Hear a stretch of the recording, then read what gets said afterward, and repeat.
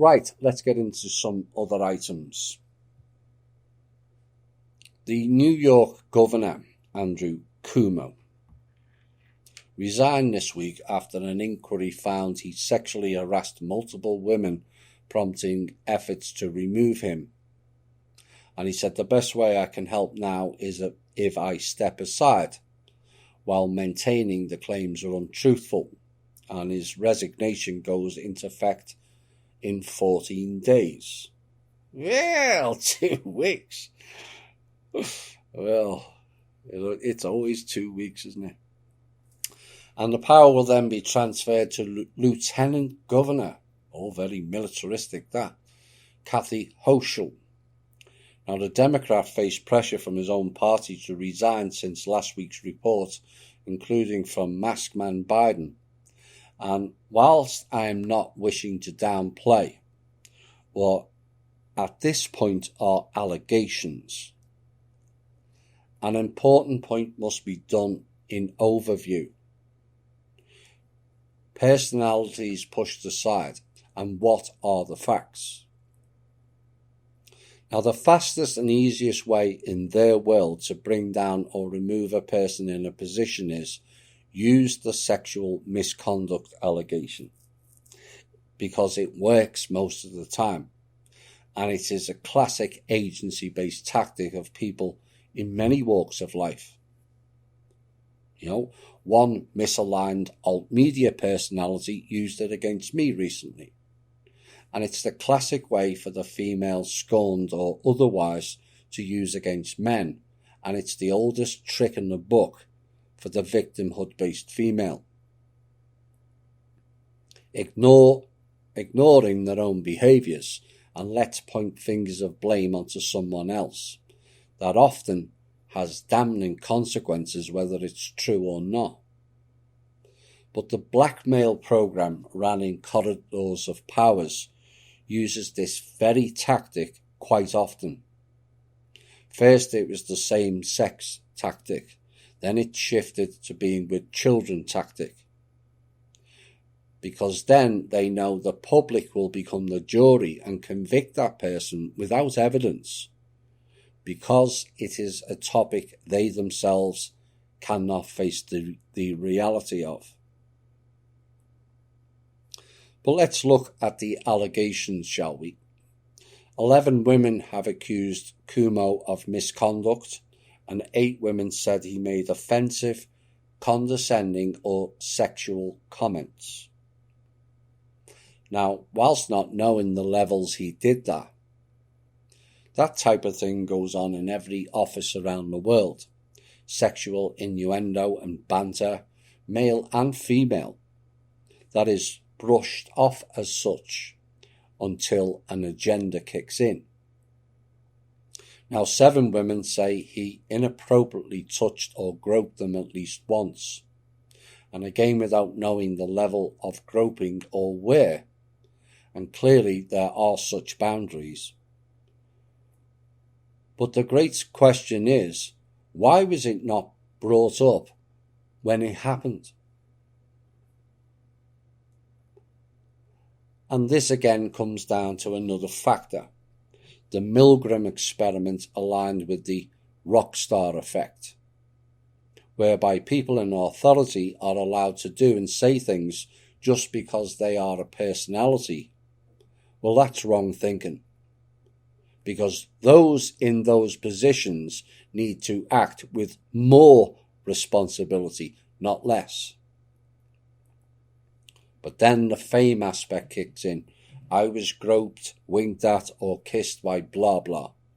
And it fuels the gossip and status of some people because they got attention from a so-called personality. Remember the quote by Donald Trump saying, "You just go up to women and grab them by the pussy. They won't or can't do anything because I am Donald Trump." That is the rock star effect. That people will let stars of the idiot box do things they wouldn't allow an ordinary person on the street to do. But that is being complicit in the wrong action, whichever way you look at it. And this is no different to the girls who stand near the front of rock concerts, known as groupies. But they're not groupies, they are prostituting themselves to a person they don't know and have never met. All to say to their friends, I did whatever with a famous personality. It's shallow. And it's also demeaning behaviour to all women doing that. And yet this very same people complain if an ordinary guy in the bar approaches or looks at them. And what that is saying is, if someone is famous, they can do whatever they like. Well, again, that's wrong thinking and is creating a vicious circle of abuse of other females by people who cannot control themselves. It's setting the wrong examples for the female model, that seducement of the body works to get them what they want, be it money and status, and it's denigrating the female archetype. Play a classy female and stop the Hathor sexual and power seducement games. But the mixed messages and actions are the issue in most cases within office and work environments. No is no, and silence is the sleight of hand consent program that operates on many levels. And we have spoken about defining things far more clearly than we did in the old world. Silence equals compliance. Now, 4 women alleged he kissed them without consent, and again it depends on the circumstances, how he did it. We cannot just assume it was mouth-to-mouth or sexual zones, but again one has to ask as to why all these events take so long to come out. Why is it because someone is famous, exhibit poor behaviours are not addressed in the here and now? Well, often the case goes back to the rock star effect again, and the piece we did earlier in the year of people in power being blackmailed or blackmailing. And it is an epidemic within those circles, and it also allows devious characters to leverage those situations. But if Cuomo has done all these things, and it is of the higher category of sexual pestering, he deserves all he gets.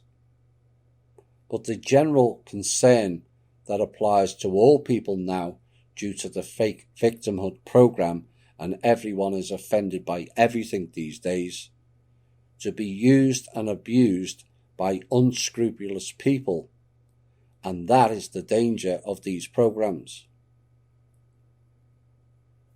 As for Cuomo, one must overview it again. 19 allegations, of which most will be minor, and some may have been highly inappropriate, that has brought him down. But therein lies the problem. Some inappropriate behaviour, and yet thousands of deaths of the elderly in the care homes didn't. That's the point of this article. And that is what is really wrong here. A bit of sexual banter and horseplay is considered more harmful than killing many of New York's elderly population. And that is a society problem and a deep failure of us all to focus on the titillating drama rather than real-life situations. Sex garners attention, but deaths of many elderly didn't. And that is a deep failure on behalf of much of our society, and that has to be changed by us all.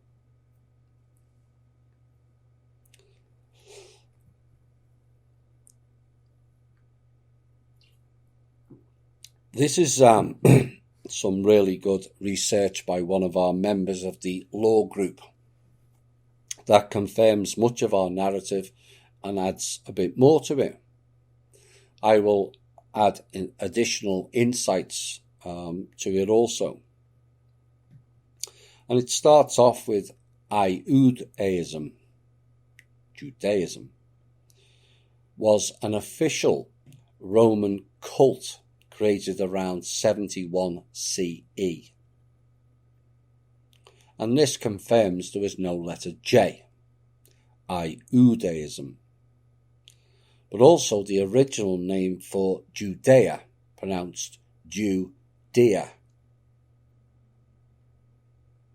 Now the name Dea is primarily a female name of a Latin origin that means goddess, and the Jew goddess, which is Isis.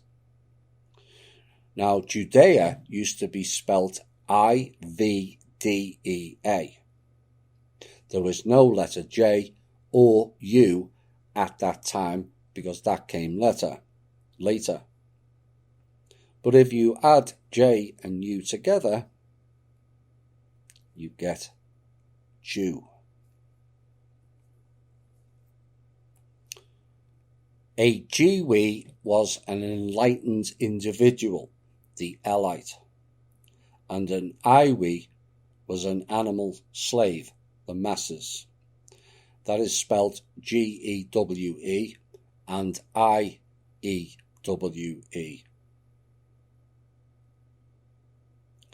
Now, Jewy phonetically is pronounced as Jewy, but really it is said as Jew. Now, Iewe equals we the sheep. And the Emperor Vespian Orderer Flavius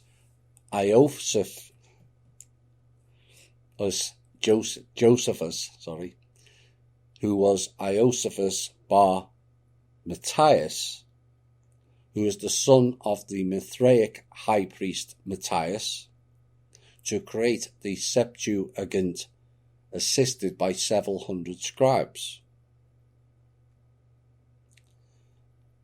Vesp and Asian. The Vesp from Asia. Vespasian was the first emperor from an equestrian family. Now, given it was Asian and horse-related, perhaps that piece about the horse-headed chimeras springs to mind. Now, Vesp is commonly used in the gaming world, which contains many creatures said to be fiction, but with knowledge more resembles facts. And Vesps are the primary antagonists of the 2015 book The Silence by Tim Lebon, and its 2019 film adaptation of the same name. They are an ancient species of bat-like monsters that, while blind, are highly sensitive to sound. After being freed from a subterranean cave system, they begin attacking and killing off life on Earth.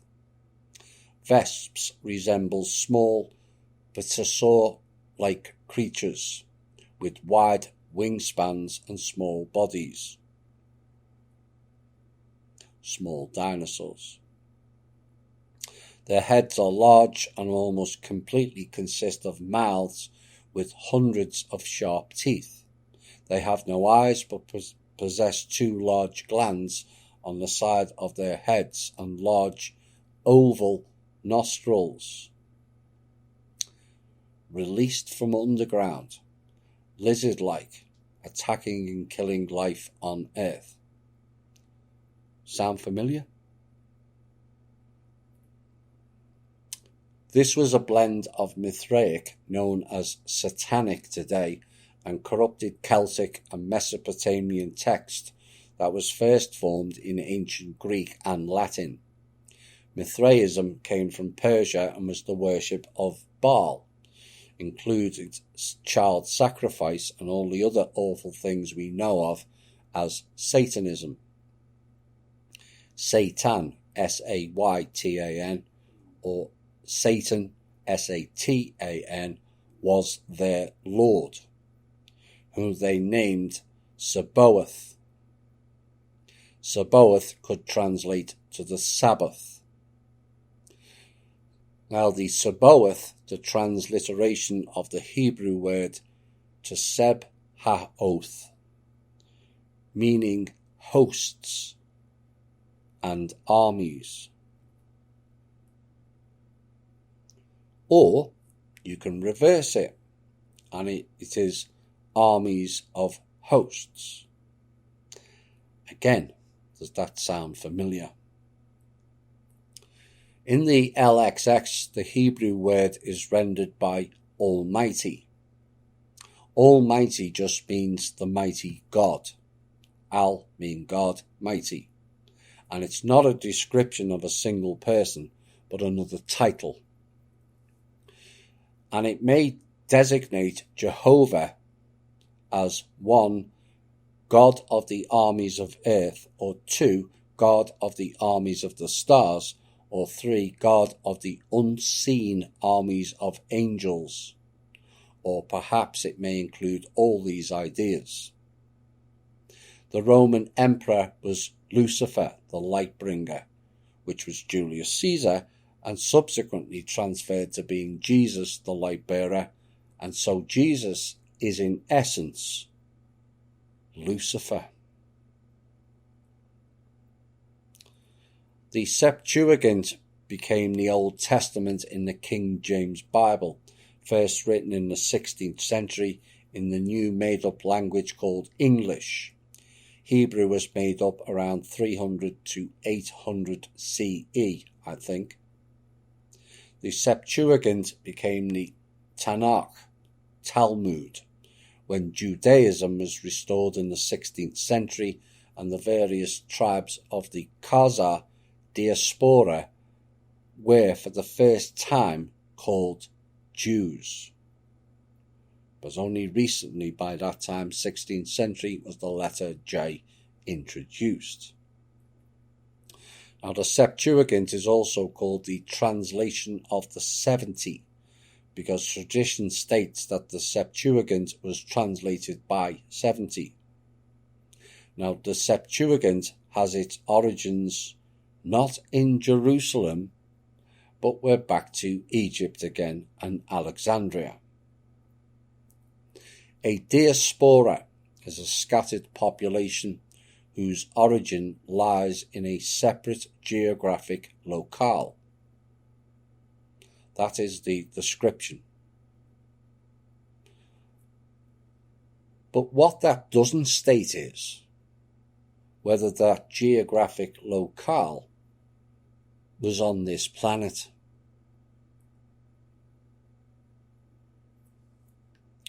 Diaspora means the dispersion or scattering of.